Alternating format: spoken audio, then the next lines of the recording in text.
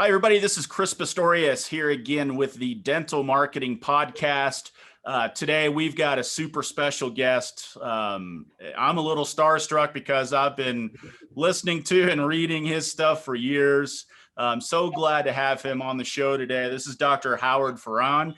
He is the creator. I mean, he does a lot of stuff, and we'll get into that in a second, but he's actually the creator, founder, owner of Dental Town, which I know a lot of you use as a major resource to help run your dental practices. So, Howard, thanks so much for taking the time to be on today. Hey, it's an honor. We should start a mutual admiration club because I've been a big fan of yours for a decade too. Awesome. Well, thank you. I'm going to get right to it.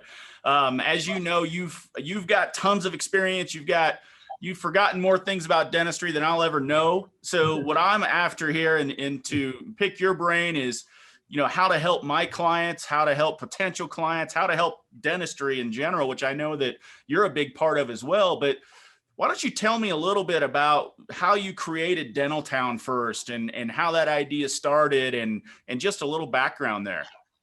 Oh man, you got to go back to, I got out of school in 87. And then it was about 1994, I saw Amazon go public, and I couldn't figure out what all the hoopla was, but I kept an eye on it, didn't buy a share of it. And I just kept watching through 94, 95, 96, 97. And then about 98, I finally realized, oh my God, this really is going to be huge.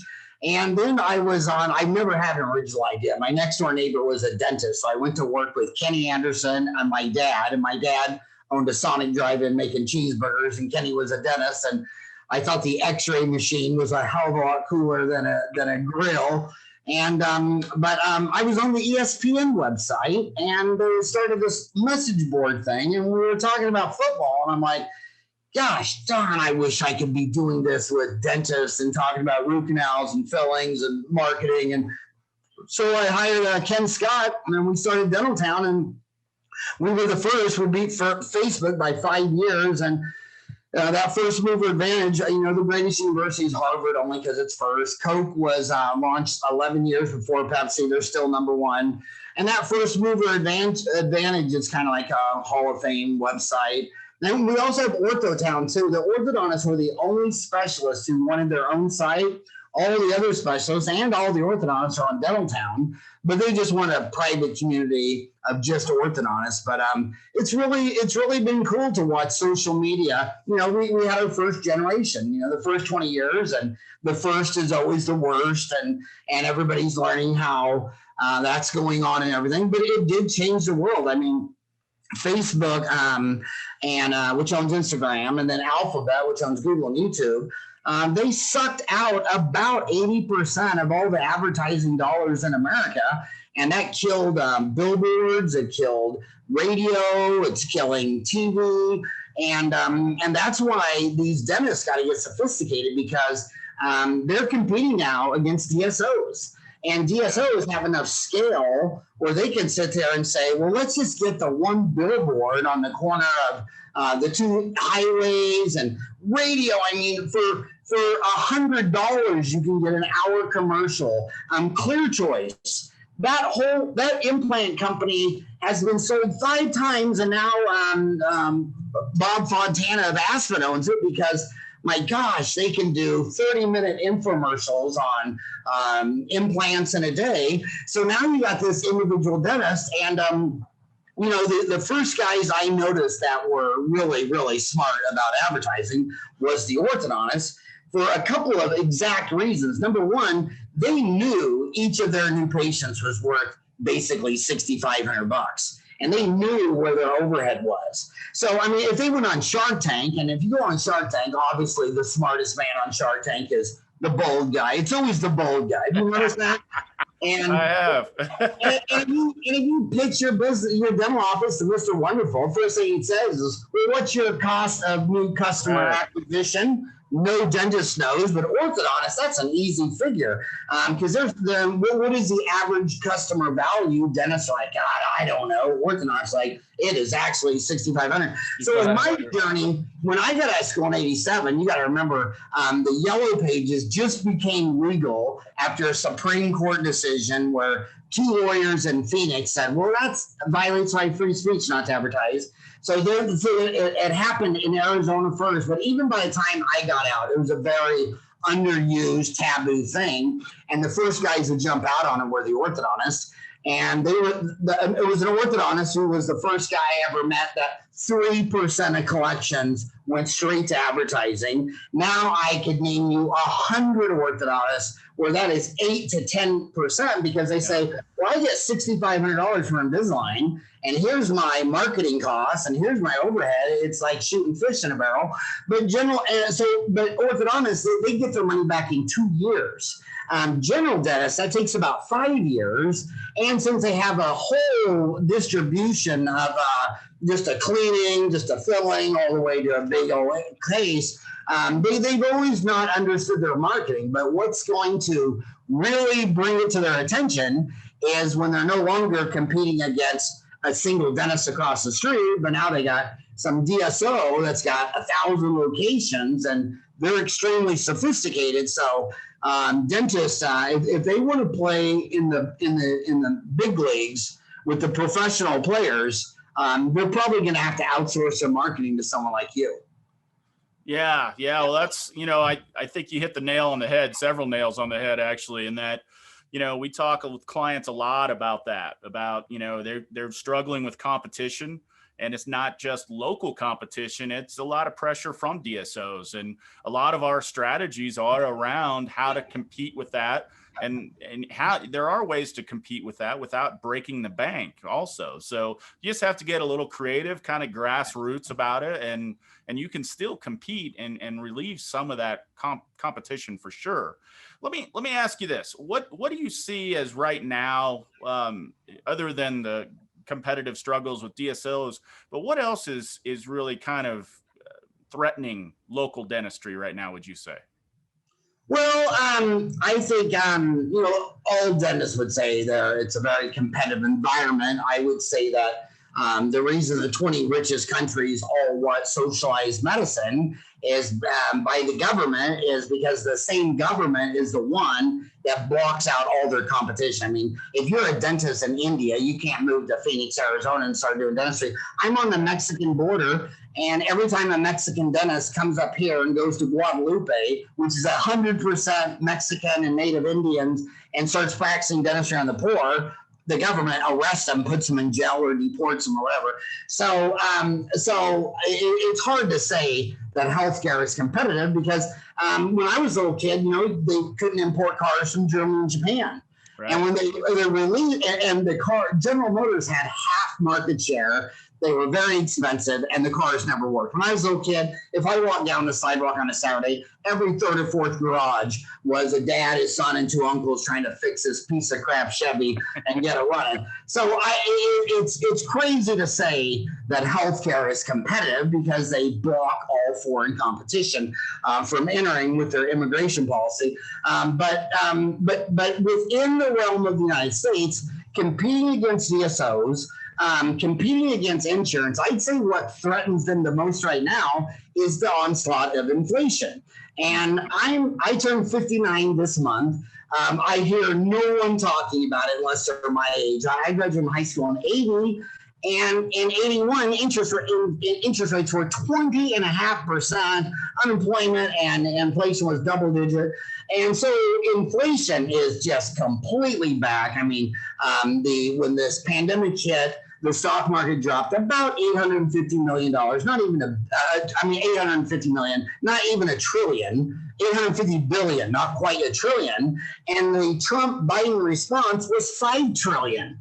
So you're looking at an economy, a global economy, where 3 out of every $4 in circulation today were printed in the last year. And people compare this to the percent of debt to GDP we had in World War II. But you got to remember, those bonds were paid by real money from Americans taking their money out from underneath their bed and buying a war bond, which you pay them a nickel a year. So the deal is, if I went to Creighton in 1980. Warren Buffett is from Omaha, so is his partner Charlie Munger, and Warren came over and spoke to our business class.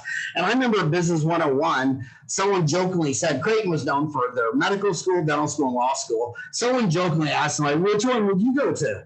And he told me the answer, and I didn't listen. He said, well, I would never go into healthcare because it's very capital intensive, and someone else sets your fee. He goes, I want to go into a business with low capital intensive. Like if Geico Insurance doubled their business, they just need to double the number of cubicles with people dialing for dollars and typing on a keyboard. But you double a hospital, I mean, you got all this stuff. Yeah. I mean, I've seen dental offices routinely that by the time you do the land and the building and the Taj Mahal, they're looking at $1.5 to $3 million.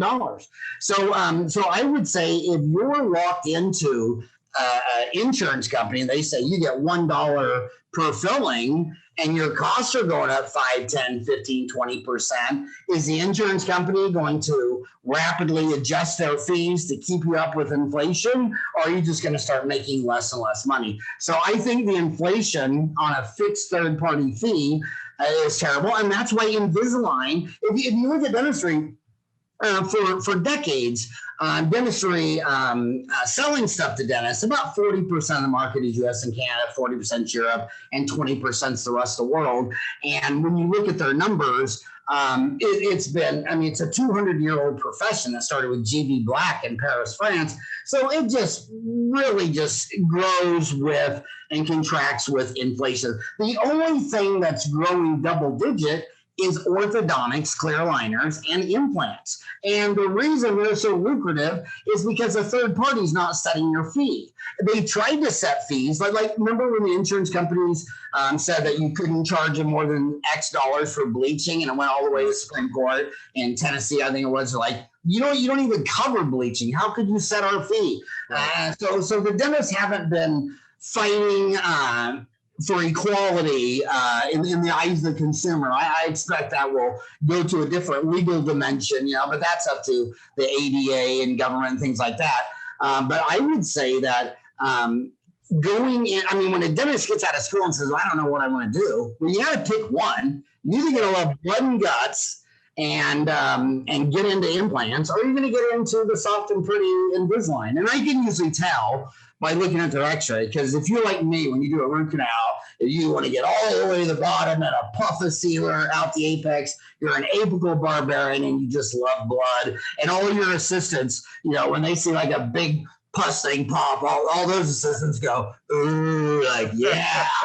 And if that stuff just grosses you out, you go into bleaching, bonding, veneers, clear aligners, whatever. But I'm telling you that the number one goal of the species is to survive long enough to reproduce, have offspring. And the way the animal kingdom is, unlike the fungi and algae, and we just don't divide into two.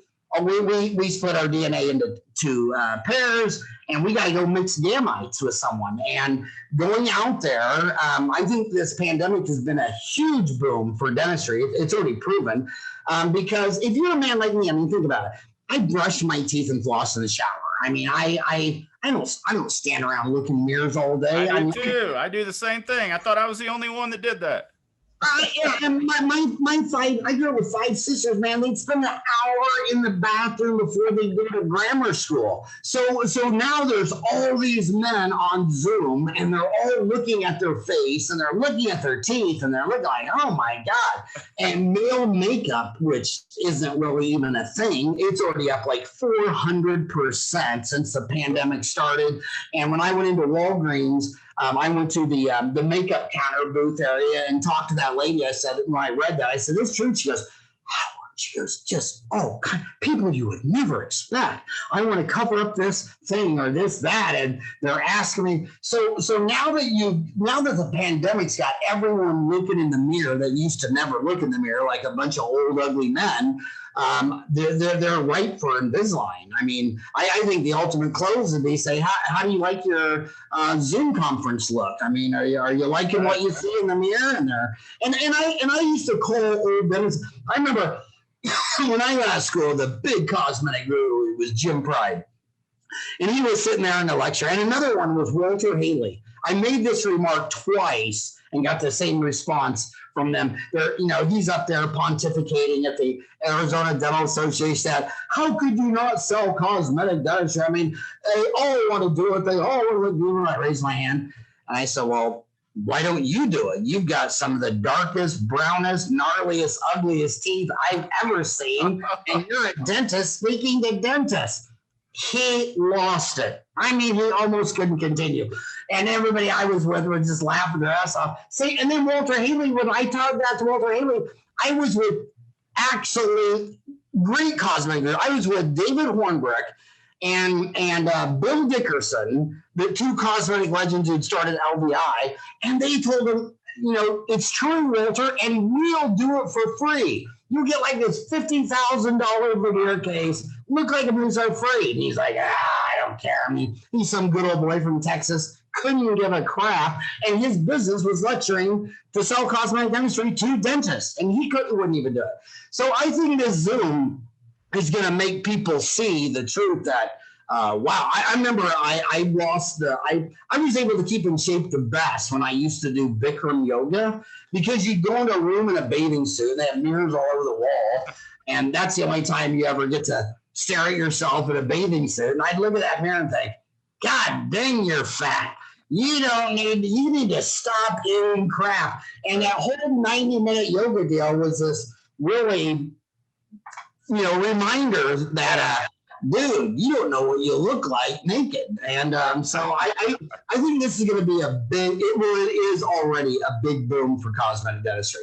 And by the way, implants, the same thing. Every study I've seen on implants, dentists always say, I'll give you a true story of my first major implant case. Her name was Catherine. It was back in like 87, 88, 89. And she told me, I never had asked her about implants or anything. And she told me she wanted them. And I thought, I said, well, Catherine, you always told me that you had no problems eating, chewing, that you can even eat an apple and all this stuff. I said, so what changed your mind? She goes, well, you know what? She goes, at my age, my girlfriends just keep dying. And they keep dying while they're asleep. And I can't wear my dentures when I'm sleeping. And I'm afraid of dying in my sleep and having them find me without my teeth. And I thought, yeah, dang, man. So even today, when you look at implant cases, if you really get to the crux of it and you really ask them, they're not doing it because they can't eat a cheeseburger. They're doing it because there's a missing space there, and they've got to attract a mate and mix gametes, and it's a very complicated mating ritual. It makes like a peacock, or all the animal kingdom mating rituals are insanely complex. And having your teeth not be a negative and just be neutral is a good thing. And if you can make them whiter, brighter, and sexier, and make the peacock feathers all come out, it works better. So, yeah. Wow. Well, I tell you what, you could unpack a whole webinar just in what you just said. That's awesome information. And it's going to help a lot of people watching this. But I did have a question. If you had to do it all over again, the dentistry side of this, what would you change? What would you do differently? Yeah, that's a great question. What would I do differently? I mean, I definitely would have done it, because you got to go back. A lot of people, they look at, all of our heroes are failed men. I mean, it's like they think they're a genius because they found out that some great man had a great flaw. They never said he walked on water. But you got to go back to, I was born in 62. There wasn't any of this technology. There wasn't computers and this and that. And man, when I first saw my neighbor, Ken Anson, take an x-ray through the tooth, and then you got to go in a dark room with like the hottest dental assistant in the world and develop this x-ray. And then I go learn my dad make a cheeseburger and onion rings. The technology blew me away. And the other thing that it blew me away, it was just like physics, and the fact that, look at Stephen Hawking. He lived his whole life, and he died before they even know what a black hole is and what's on the other side. Is it a white hole? I mean, and I realized that dentistry was bigger than any dentist that ever lived, and that you could be a dentist and study it your whole life and still go to the grave with unknown unknowns that you would never even have known. And it was, and it's part of the human body. Health is wealth. I mean, if you lose your life, you have nothing. And, the health, the wealth, I mean, it was so easy for me to find a real purpose and passion when you're trying to learn, discover, and help someone else stay alive. On an Earth where 98.5% of all the species before us are extinct, and they're going extinct every year, and the chance that we will go extinct is absolutely positive. I mean, we're not going to go through the black hole. I mean, when this whole Milky Way goes through the black hole, I doubt my teeth are going to make it. But I just had a lot of purpose, a lot of passion. And I got accepted to med school too, and at Creighton, and I didn't want to do that just because dentists forget of all the politics that goes on in hospitals, and now it's something like 7 out of every 10 physicians is an employee for a hospital, which is about 50%, or a big corporate DSO for about another 20%. Only 30% of physicians own their own building. And the thing I liked about what Kenny Anderson did is, he owned his own land and building. He was a dictator. I mean, if he didn't want you to work there, you didn't go. If he didn't want to treat you as a patient, just a simple life in a small kingdom where you're the king and you've got, a half dozen helpers and you have your own people coming in. And I love it. And I can't really think anything I would have done different. Yeah, well, that's awesome. That's great. One struggle that we see with some of our clients is, especially the ones that are, they've been an associate for a little while maybe, and now they want to start their own, right? And the question we get sometimes is, based on your experience, is it better to buy an existing practice with a base of patients, or do you start off scratch? What do you think? Well, that's another great question you have. I can tell you've been in this a long time, but I just want to tell you about when these DSOs popped up. The first round was way back in the days in the 80s when Orthodontic Centers of America went public, and there was like a dozen on NASDAQ. And what was their business model? Their business model was, if you go sell a house in Phoenix, if it's 3-bedroom, 2-bath, you're going to offer today. If it's 4-bedroom, 3-car garage, it's totally liquid. But if you're an NFL player and you custom built a 19-bedroom house with a 7-car garage, I mean, most of your professional players, their number one mistake was the house they bought because it's illiquid. They can't sell it. In Orthodontic Centers of America, that founder, Gaspar Lazaris, knew that if your orthodontic practice did $1 million a year, you could sell it in an hour. But if you built up to 3 or 4 million, it was illiquid. So he was buying all the illiquid ones, and that's what Heartland was doing. So when I look back at every single general dentist that had a dental office doing $3 to $5 million a year, they all had the same strategy, and that was this, which answers your question. They graduated school, they went to a small town that had 10 dentists. And every 5 years, the oldest guy would retire. And in most towns, the old guy would just sell it to some new young guy with a lot of energy, and the competition stayed vicious. And these guys would say, well, I'm going to buy out the old man's practice, and I'm going to have him roll all his practice of mine. And then I'm going to tell him, well, you say you're going to retire, but if you want to stay a day or two a week, I mean, and they always do. And so what they did is when they graduated school, they were the 10th dentist in their town. 5 years later, there's only 9, and then 8, and then 7, and now there's 65, and there's only 4 dental offices in the town. But one office has 5 dentists, and they're doing $5 million a year. And you know what? That was the exact same strategy that Thomas Watson Jr. did of IBM. And the reason he became big is he inherited the company from his dad. He drank his way through college and swears he didn't learn a damn thing, and doesn't even know why he got the degree. But he only noticed one thing: they grew up in this small town, and there were 3 hardware stores in this little small town.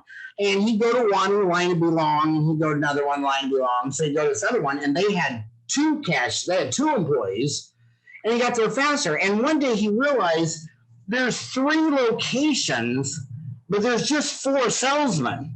and each salesman has a quarter of the market. So it's not based on locations. It's based on salesmen, and nobody knows what they're supposed to buy to fix this, what nut or bolt they're going to know. And he goes, no one knows software. So when he took over IBM, he told his head scientist, look, I'm going to stay out of your way. I don't know what you're doing. I don't even care. Just go do your thing. I'm going to focus on sales. And he started the IBM sales deal.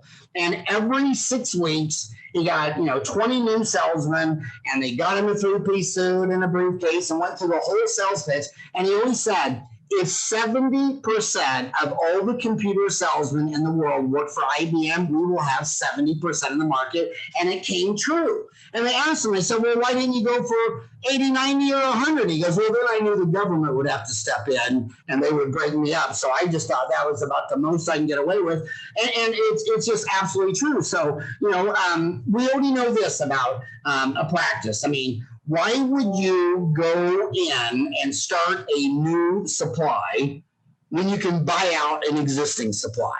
Right. Building more than, in fact, let me tell you this. There's 168 hours in a week, and the average dental office open 32 hours a week, which is 19% a week. So if you had like a Uber dental app where a patient said, I want to make an appointment, and all these other dentists had Uber dental offices they could rent. I mean, 80% of all the dental operatory capacity is never being used. So, I mean, it's just insane to go build another dental office when every dental office in America is not being used 4 out of every 5 hours a day. Right. As far as competition with the DSOs, every major DSO guy is already on the record saying, I'm not going to the rural, because they tried that. And by the time the kids get out of dental school, they're at the prime time to attract a mate to mix gametes. And they have better odds in a city of Phoenix than they do 2 hours out in the middle of nowhere in Eloy, Arizona. So about by the time they were, well put in the rural, on any given day, 10% of their offices didn't even have a dock in the box. So there's no DSOs in the rural, and so that's a haven. So I would say go to the rural, and by the time you're 2 hours away from where a Southwest Airlines plane takes off, they drop insurance. I mean, you're one of only 3 guys in a town of 3,000, and they just don't even take it. So, and you can always tell because your food's like, well, how much is a root canal 1,000? How much crown 1,000? How much partial 1,000? How much denture 1,000? Everything's rounded off to 1,000, and they all have about 40% overhead because in a small town, labor, a $15-hour job at Walmart's considered bank, and you have to pay a hygienist $50 an hour in San Francisco. So I would say get 2 hours away from the airport, go rural, buy out an old guy instead of building more capacity. And if you're a hell of a programmer, you ought to make an Uber dental app so that patients can meet these young dentists out of school in any office they want you. I mean, they could be working for a DSO who won't let them do that, but on their day off, they could be meeting a dentist at like my dental office when it's closed. I mean, it's closed every day at 7 p.m. It's closed Saturday and Sunday. I mean, So I know that was a long-winded answer to a very short question. That was awesome. That was great. We're going to wrap up here in a minute, but to any of those that are out there, I can't imagine there's many that don't know about Dental Town. Why don't you tell us a little bit about what people get out of Dental Town, how it works, and why somebody should pay attention to Dental Town? I would, first of all your scientific institutions like NASA, the Jet Propulsion Laboratory, I've been to many of them, that they only use the message board format. The social media that people are used to is called LIFO, last in, first out. And it's kind of just almost entertainment. But on a message board format, all 6 million posts made on Dental Town are still there. They're archived, they're searchable. When we look at all the studies on like Facebook and Twitter, it's scientifically factual that everybody balkanizes. So if I'm pro dental insurance and you get on there and say, don't take it, they'll just unfriend you. So everybody's in this hardened position. But when you go to Dental Town, you can't unfriend someone. You can't delete someone. So a lot of people are there in a bubble. when they believe something like, say, that implants cause gum disease, you got to do ceramic, and on their Facebook page they're a guru. No, in Dental Town, people just start popping holes in their bubble, and they either are a scientist and want these observations to grow with, or they're emotional and they run from it. So I just think it's a treasure. And the other thing is, on Facebook, I know who you are. But on Dental Town, I know who you are when you register. But if you want to call yourself Smiley Tooth, there has to be a place for a stupid question, and like a specialist. An endodontist can't get on Facebook and say, here's a case of mine that failed. Does anybody know what went wrong? Right. I mean, all of his competitors would be sending that to everybody, but he could on Dental Town. Yeah. So I want a place where, no, you're not going to grow and put yourself in some bubble. And, you're still a doctor, and you have to be aware of that. There's people that think other thoughts. And so I think it's beautiful. And as far as the business, on Dental Town, I have my 30-day dental MBA. It's free on Dental Town. It's also on YouTube. It's also on iTunes. And my gosh, when I went to MBA school, I took my laptop, took notes just towards my dental practice. And then when I came out, I ran it out the notes. It was 30 hours long. I call it Dr. Fran's 30-day dental MBA. It still gets 1,000 downloads a month just on iTunes. Wow. The views on YouTube are insane, but that's what's neat about the internet and Dental Town. All the information you need to do a root canal or run a business is zero cost. You just need your time.